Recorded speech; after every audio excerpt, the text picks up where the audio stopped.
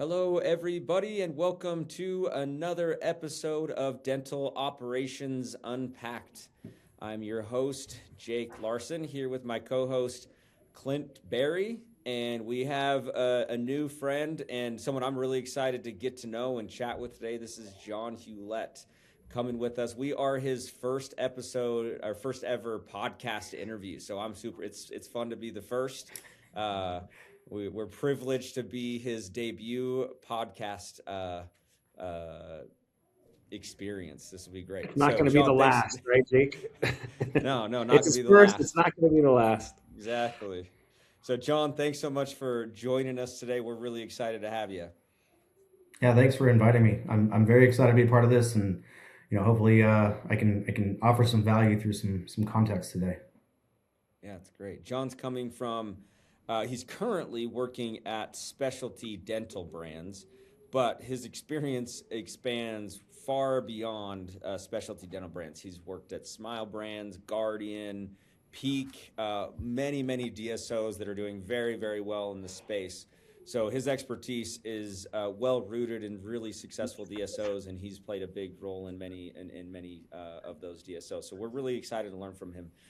The topic that we're going to discuss today is around leadership that's outlasting KPIs, right? Leading with purpose, building teams that have a strong culture, and it's KPIs have their place, right? They're definitely do, and we're going to talk about that with John. But there's so much more to leadership than just micromanaging to the numbers, and we're going to hear from an expert as to some good advice as to how to do that. But before we dive into that, we want to give John just an opportunity to kind of share his story with us. We always like to lead with this question, John. I know it's not on the agenda, but we want to just hear, how did you get into dental? Give us a little background of what got you to this point, and then we'll dive into some of your experience before we get into the topic. Yeah, so for many that didn't go to dental school, I was recruited in, and probably never would have landed here had I not been recruited in. I know it's a pretty common concept in the dental space. So I got recruited in. I was finishing college and started as a treatment coordinator with Pacific Dental Services at the time, now PDS Health, and um, you know. I had management background in retail prior to that, and so I guess I showed a lot of good strengths and qualities. People kept asking me to become an operations manager, and I was like, no way, I don't want to do that. I'm in school for business and admin and focus on marketing. I want to go into marketing. So not long after being there, again, people saw some value that I didn't necessarily see in myself, and they moved me into the marketing space. I was pretty successful doing that from a quick ramp up, and then I realized that there's a lot more money involved in operations if you do it right. And now having student loan debt, I needed to kind of chase a different direction. So I went into the operations side of it, jumped in both feet in a short time. Again, very successful. Ran a de novo practice with all the specialties kind of out the gate, pedo attached, and won a ton of awards. And so not only kind of validated to myself that I knew what I was doing, but to a lot of other people that gave me a shot. So um, since then, kind of say that I've advanced through the ranks. I've started at the bottom, and now I'm at the top, as the song goes. So still got a lot to learn and a lot to achieve, but I'm very proud of the trajectory that my career has gone, and the opportunities that I've had in front of me. Oh, that's amazing. We're excited to kind of hear some of those stories as we discuss this topic. I'm sure there'll be lots of lessons learned that you can share with us along the way. And in total, John, just do the quick math for me. How long have you been in dentistry then? I know I didn't look at it all up. There's been a lot of different roles, a lot of different places. What's the total number? About 13 years. 13 years. Amazing. I only stepped out of dentistry for 2 years during COVID, and obviously we all know why. It was a difficult time in life, and so I moved into the medical side of things for those 2 years in a chronic setting, and it just was unfortunately too morbid of a category for me to be in. I love people, and to work in a chronic space where inevitability was to lose patients, I just couldn't do it for too long, and so I looked back at when was I happy, and that was dentistry. So quickly ran back and been here since. I think we kind of did the same thing. We were weave for a long time, stepped away, and then dental just pulls you back in, right? It's a good, too good of a place.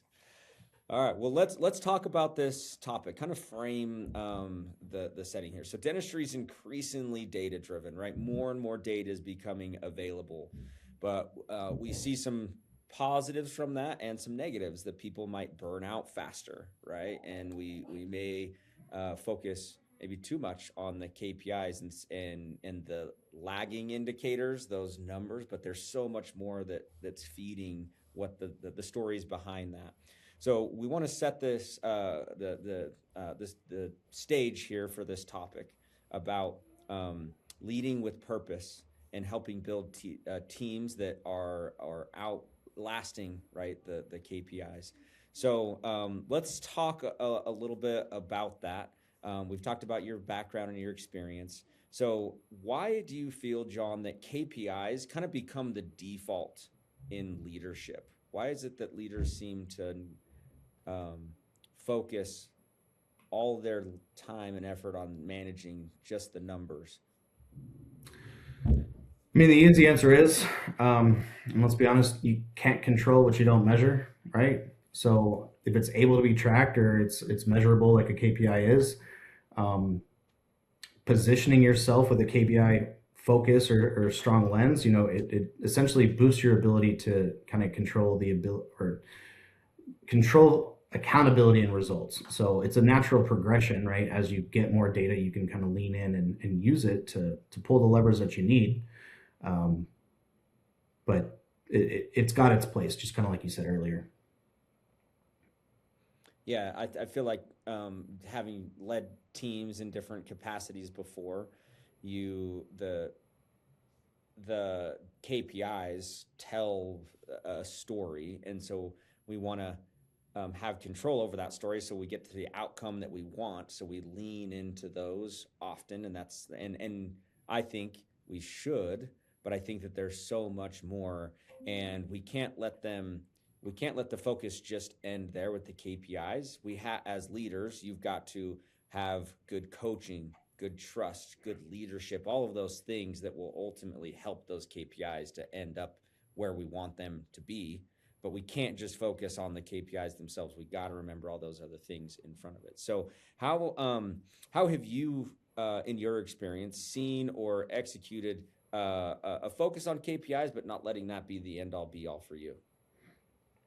So as an operator, I love KPIs, right? I love metrics. I don't want to skew that part of it. Like, having data to make decisions behind is fantastic. But how I leverage them is more kind of on a high level, big picture, right? Grab the scope of what you're looking for, use them as, kind of a way to zero in on what you need to deep dive or, investigate or create a new system for, et cetera. But kind of avoid letting it control the narrative in the sense of, you don't want it to make the entire story for you. Um, Data in itself, it's unbiased, right? There's no subjectivity to it, but we oftentimes kind of forget that behind most KPI metrics, especially in dentistry, it's initiated from a people perspective. People have to do certain actions that create the metrics that then we roll into watching for the KPI. So to only focus on the KPI piece of it leaves out a good portion of the story. Yeah. I don't mean to So like put you on the spot, but I'm curious if there's like an example of this. Like, how would you treat this where you're like, hey, we have this KPI that we're trying to hit, but you don't want to just be ramming down the number down everyone's throat. How do you like? Can you think of an example in your history where like you had a target that you wanted to hit on a KPI? How did you present it to a team, or how do you do it in the right way? Good question. Um, I guess one of the examples I'll use, and this is pretty common in dentistry, right, is productivity per patient visit, right? So PPV. Um, PPV is encompassed by so many different factors, right? There's case acceptance, there's the way that's delivered, there's contracting involved. Are you running fee for service, or are you limited by insurance, different things like that, right? And then it also comes down to diagnosis. Different dentists diagnose in very different ways. So are they conservative? Are they aggressive? What does that look like? And where do you find the balance with conservative versus aggressive, right? What determines the actual right versus wrong? And really, there's kind of no right or wrong answer there. It is what it is by dentists and what they see and how they classify it. But then how do you also promote growth in a PPV? So there's a lot of different ways that you can drill in, and that's kind of one of those, because there's so many corollaries to what creates a PPV, you can kind of keep double clicking and double clicking and double clicking and creating more and more and more metrics to follow. And at what point do you hit the stop button, right? At what point are you like, I've got enough information to run with? Or, and then there are organizations that kind of just don't stop. They just kind of keep bringing more math into the equation. And what unfortunately kind of happens from there is you get to the point where it's like, well, what's the actual focus? We've got so many things we're measuring. So to kind of hit the nail on the head, I think PPV is one of those where you can kind of keep drilling and that tree can keep growing branches, right? Until you're eventually like, well, once again, where do we focus? What's important? How do we reduce the noise and take that action forward? I like that. So really what you're telling me is like, you could go so crazy numbers driven if you keep double clicking in that it almost becomes too much. Like there's no focus. And so the way you're describing it is maybe an art isn't the right way to do it, but it's like, when you probably have enough, at least you do from your experience, to say, this is what we need to get this done. And we don't need to keep like adding 24 more KPIs or whatever to get this done. Yeah. Yeah. So that's an interesting kind of segue. There's something that John and I talked about in our discussions as we found this topic that he felt really strongly about, right? And that term is purpose-driven leadership. I love that phrase. So I want to dive into that because I think that talks to some of these questions that Clint's having, right? Like there's got to be purpose behind your approach to leading these teams in their actions each day. So let's talk a little bit about that, John. Define for us purpose-driven leadership, and what does that actually look like? So I think a lot of purpose-driven leadership comes down to like a big piece of it is, how do you make decisions? Are you making decisions based on short-term whip and what needs to take place here and now, or are you looking at it from a larger scale of longevity, integrity? Where's your moral compass on where people fall into the mix of that, right? And those decisions. So decision making is a really big one. I think also how we project and lead ourselves. Where in the space, once you kind of hit to a certain level of leadership, you not only are afforded the opportunity to kind of be a mentor to somebody, but you're almost forced into people naturally looking up to you, right? To a degree. When you're in a regional director position, VP, something along those lines, you're looked at as somebody that's been, we'll call it, successful, right? And or are successful. And so when you have those field level team members that, they just got out of dental school, or, they just started their career as a treatment coordinator, right? And they're fresh eyes, and usually they're pretty young, things along the, like, they're looking at you going, man, how did you do that? What are you doing right? How do I replicate what you have going on? And I think when we think about purpose, it's, what are we doing with our role? Are we actually living up to the ability to coach and develop and shape the next future leaders? Or are we just sitting here managing some boxes, checking it off and going, okay, let me collect my paycheck? And everyone's kind of got their own difference of opinion on what that looks like. But I know for myself, purpose is, thinking years in advance on what is the action that I'm going to do today, or what is the direction I'm going to give someone today, or the coaching that I have in front of me, or the opportunity. what does that do for this person in their future or in their life? Sure, I can solve the problem that's here in front of me right now, and it could be relative to the practice or the business or whatever it is. But in doing that, I can double down and solve a problem that's not necessarily even a problem. I can help groom kind of that next level of leaders, the next level of people that are ambitious to take on extra and kind of grow more people. So for me, the purpose piece of it all is, how do I kind of give back what I've earned, and I've worked hard for, and what I've learned or tripped and fallen and stumbled along the way. How do I make sure that somebody else doesn't do that, right? If I can fast track that for them, how can I help them want to pour into others and help kind of, I guess, from a humanity perspective, help humanity, right? Like, how do we become better people? So that's where I kind of lean into, how do we enact it every day? Um, it's really how you show up, what you do with how you're showing up, and really around, again, the decisions that you're making. Are you kind of taking it all in encompassing, or are you just kind of whipping off the cuff and going, this will get this job done for today and now? Yeah, kind of getting distracted on short-term wins that may not be beneficial for that long-term vision that you have as a leader.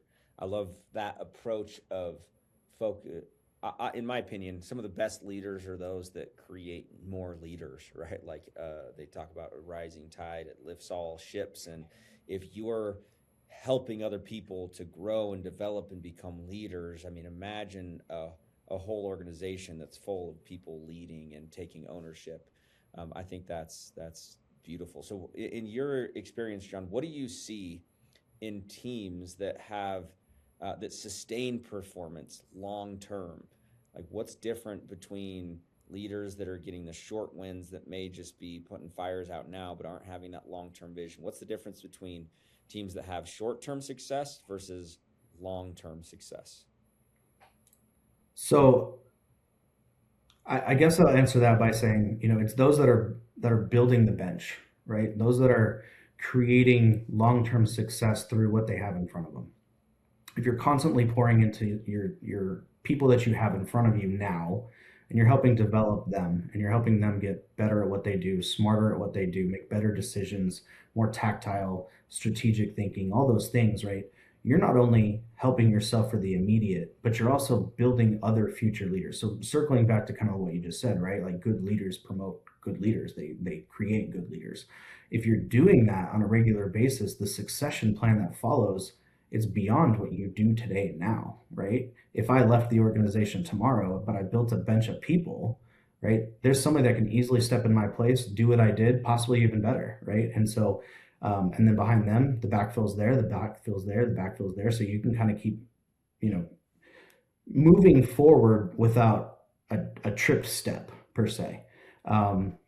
It also works when you grow and as you scale, right? You need more leaders that understand the business, and you can shorten the gap of continuing that success forward as you're growing and adding headcount.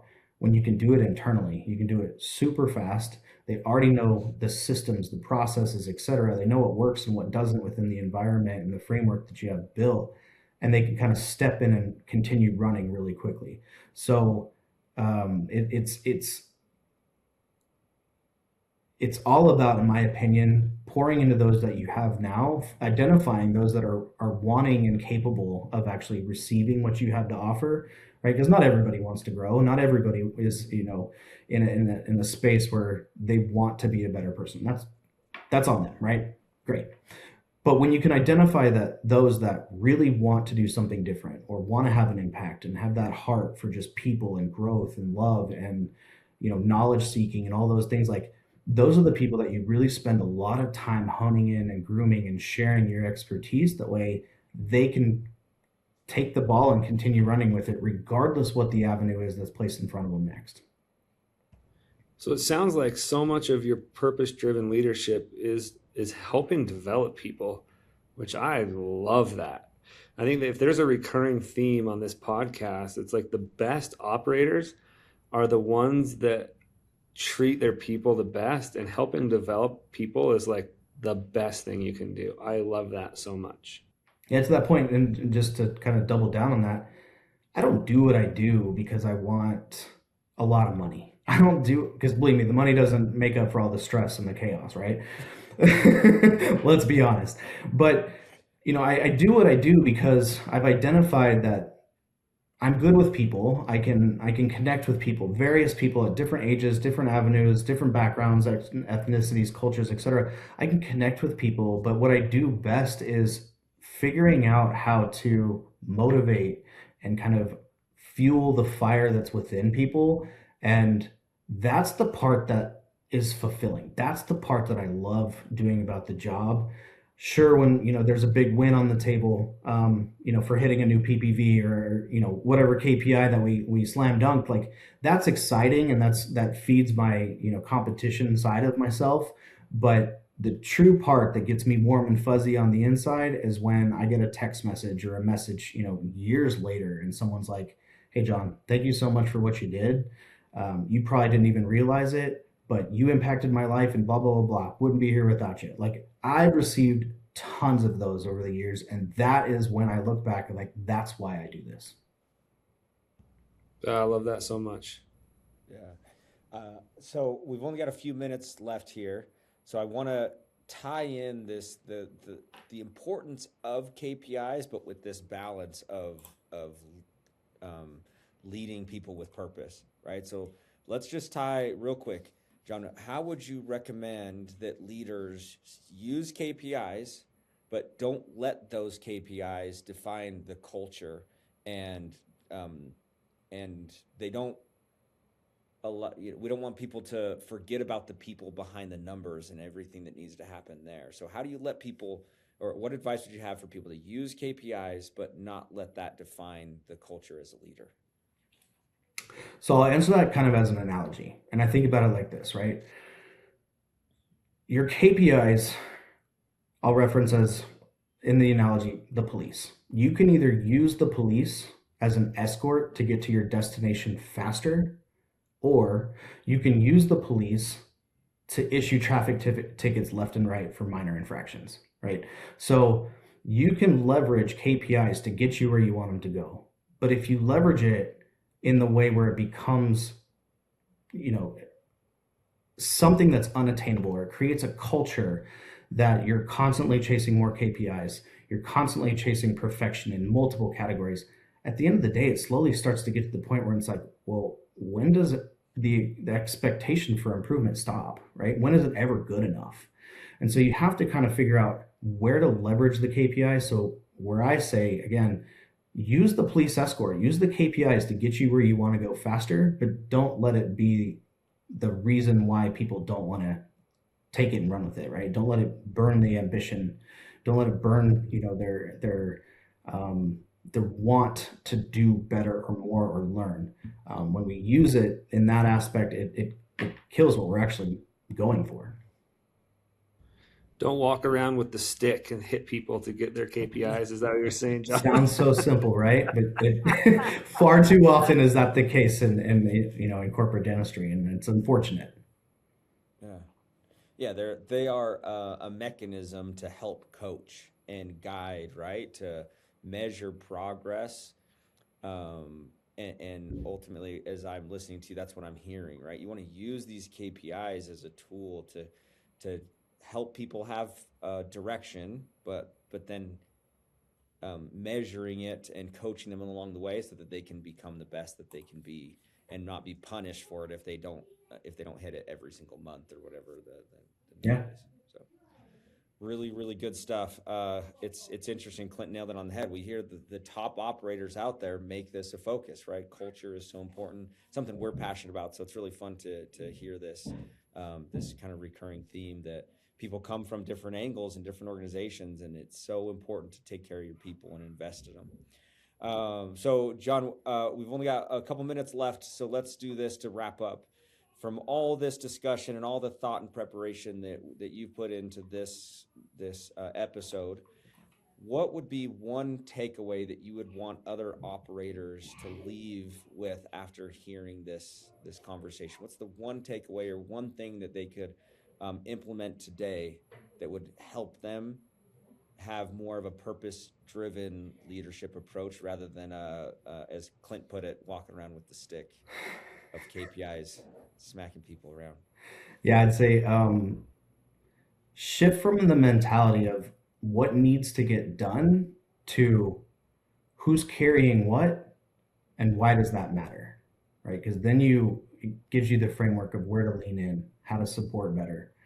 Um, it you want all of your actions and what you're doing every day to have some sort of added meaning or added value, with the ownership of every execution has a conversation around why, right? And I'm sure everyone's heard this before, but like Simon Sinek, lead with why, right? It makes so much sense, and it's beyond just sales tactics and different things like that. It's if you want to really motivate people and get them to go that next step, you've got to do it from their perspective.